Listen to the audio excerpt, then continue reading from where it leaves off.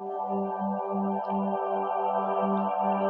chers jeunes compatriotes, je suis Maurice Kamto, militant politique et par ailleurs président national du mouvement pour la renaissance du Cameroun.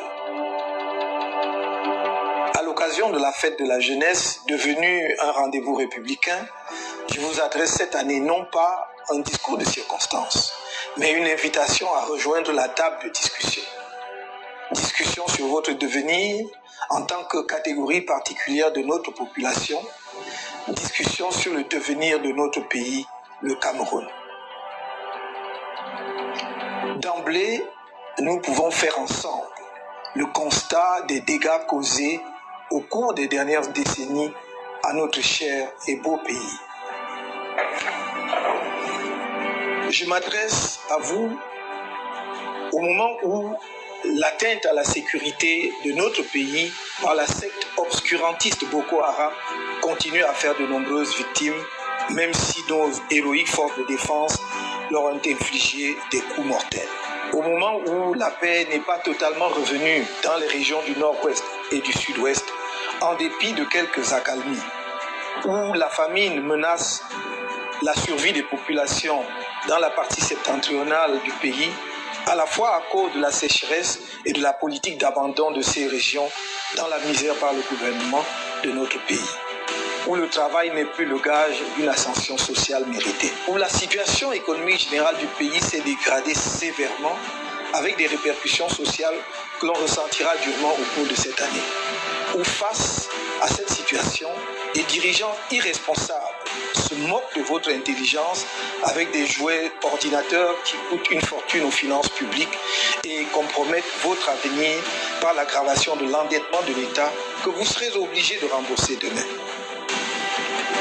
Et où l'on ouvre en pleine année académique des institutions publiques d'enseignement supérieur sans locaux appropriés ni enseignants qualifiés en nombre suffisant, non pour exécuter un plan de l'enseignement supérieur, mais dans le cadre d'une opération purement électoraliste. Après l'échec piteux de l'opération don d'ordinateur, le président sortant espère relancer sa campagne électorale par de tels actes politiciens dont les conséquences seront désastreuses sur la qualité de la formation des jeunes. C'est faire injure à votre intelligence de croire que vous n'avez pas compris le but de la manœuvre. Depuis son indépendance et même longtemps après, le Cameroun a été la plaque tournante et le moteur économique de l'Afrique centrale. Son rayonnement était établi dans divers domaines, notamment ceux de l'éducation, du sport, de la musique. La richesse de son patrimoine naturel et son pluralisme ethnique et culturel lui ont valu d'être appelé l'Afrique en miniature. Le Cameroun, c'est tout un continent dans un seul pays. Le projet de la Renaissance nationale que le mouvement pour la renaissance du Cameroun porte met la jeunesse au centre de ses préoccupations.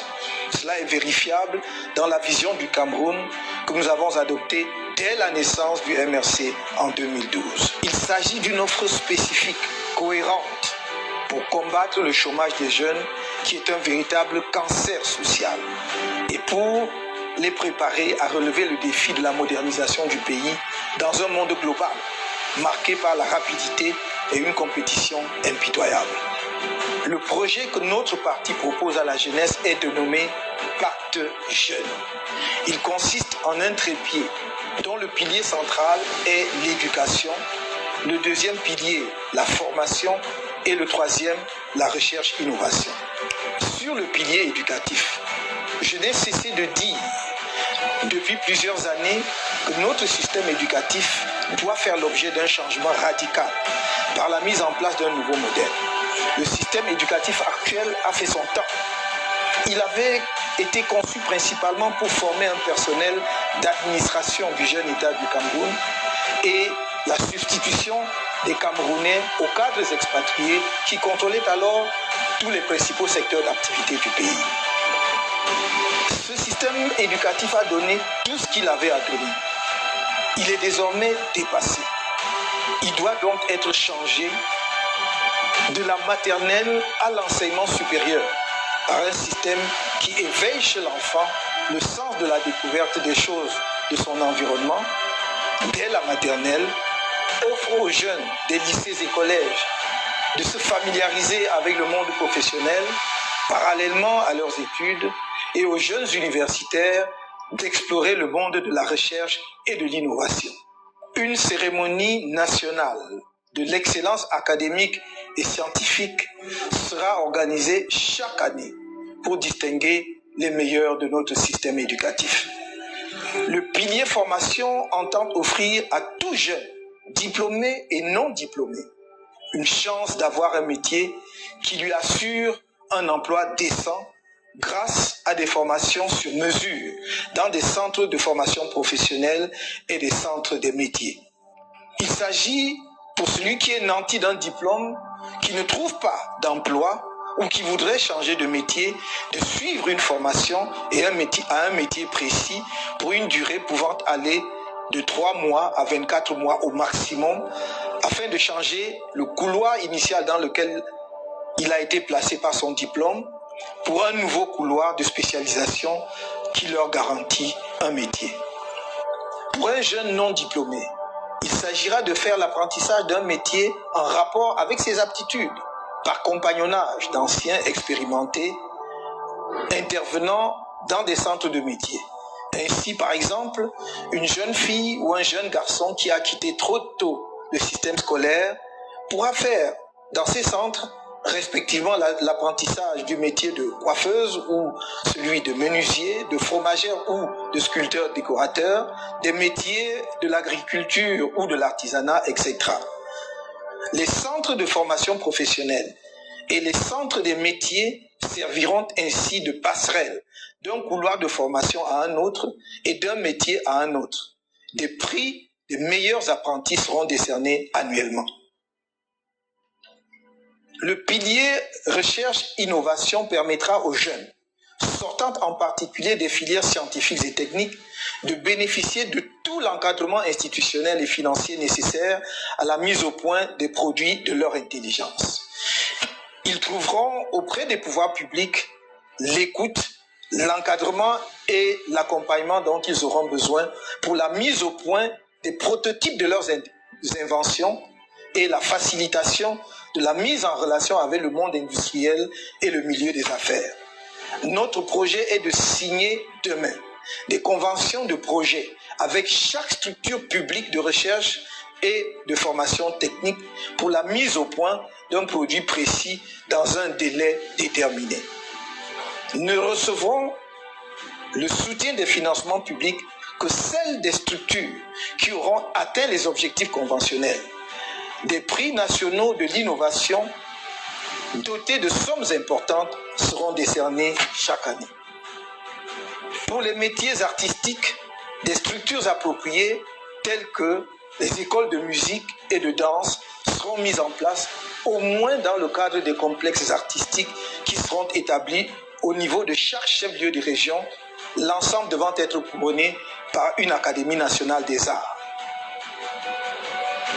L'État ne pouvant à lui seul résoudre les problèmes d'employabilité, il faut compter sur l'émergence d'une nouvelle classe entrepreneuriale qui servira de locomotive pour la création d'emplois dans divers secteurs. Nous avons un idéal devant nous, le panafricanisme. Mais j'ai à cet égard une approche pragmatique pour sa réalisation. Sans attendre sa mise en œuvre au niveau continental, ce qui peut prendre un certain temps encore, je vous invite à la réalisation sans tarder des États-Unis d'Afrique centrale, rêvés par Barthélemy Boganda, centrafricain. Je vous appelle à lancer dès que possible le mouvement Jeunesse fédéraliste d'Afrique centrale. Dear young compatriots, my interest in the youth and their problems is not new because it does not come from a political calculation. It is the expression of my acute awareness that youth is the part of life where each person can achieve the most for himself and for the nation. This is the period when everyone's performance is higher. This is how our country, richly endowed by nature and history, has witnessed the development over time and at different moments of young people with exceptional talents, proud ambassadors of Cameroon in almost every field. I will no doubt appear arbitrary, certainly incomplete, but I must mention in these different fields some names to illustrate the prodigious wealth which has brought to our country so much admiration on the international scene. Some of them are no more young, but the majority is of the new generation, perpetuating what has become the peculiarity of Cameroon's social fabric. The intellectual domain, with references like the thinker Achille Mbembe, the novelist Calix Peala, Leonoro Miano, Patrice Ngana, Imbolo Bue, the economist and writer Celestin Monga, and many others. The scientific, technical, and innovation field. I'm particularly attentive to promising young people like Olivier Madiba, with the first video game creating company and his first role-playing game, Orion. Cedric Atangana for Wikasho, Arthur Zan for his cardiopath, Alain Teff for The Gifted Mom, Chochi Nanje for Njoku, who revolutionized the job search, and the collective of Silicon Mountains, which is the true nursery of talents for the rise of the digital economy in Cameroon.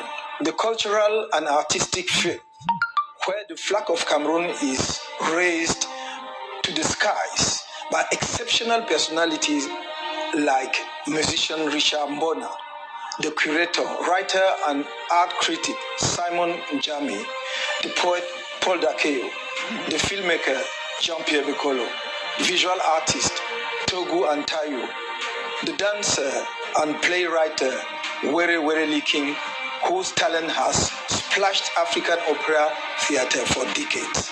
The singers Charlotte Dipanda, Kares Foto, Loco, Mr. Leo, Daphne, Magasco, Tenor. I can but mention Chirute Kam, the first composer of Cameroonian opera and learned music, and probably the soul from sub-Saharan Africa. Greg Belobo, one of the rare African opera singers. I cannot forget the talent of our young designers who continue to surprise us with their creativity. I will mention in particular fashion designers FK, Marielle Couture, French Kind, G-Side, Headbit, Sanja, Israel B. And I take the opportunity to greet all of those of you that I did not mention for time constraint. In this regard, I would also like to appreciate the young Bayam Salams, the motor taxis, the street sellers, commonly called sauveteurs, who, despite the difficult context, have managed to organize themselves in bringing color to our economy, providing poor people in the population with food and clothing, means of transportation to overcome the chaotic state of our roads. I know how you are violently removed from your counters without promises of relocation, and that the promises that are often made in this way are never kept. I know the vexations, the mistreatment of the youngest and the helpless children. I have a particular regard for the young, some of whom, exhausted, question their Cameroonian nationality or go so far as to think of secession. I speak of those who, for lack of guidance, are enlisted by terrorist groups. I speak of those thousands of young people who, with lost hope, take the risk of challenging the Libyan mafia organizations to go face the sea because they dream of a better future in the West, if they are ever successful. The Cameroonian youth is the main heiress of our country. The youth must be aware of their responsibilities and their irreplaceable role. None has the right to take away that legacy and role you should be proud of. Nobody has the right to get you to put yourself in question, to extinguish your dreams for the future, to make you orphans of progress in a world where everything has become possible with the limitless possibilities offered by modern technologies. Cameroon does not belong to a category of young people. Our country belongs to all its children, to all Cameroonians. Even the political domain makes it possible to verify the exceptional role of young Cameroonians in the construction of a modern state and a nation that is gradually being built up. I recall in this regard that Hamadou Ahidjo was only 35 in 1958 when he became the Prime Minister of the Cameroon territory under French administration, and 36 when he became the first President of the Republic of Cameroon.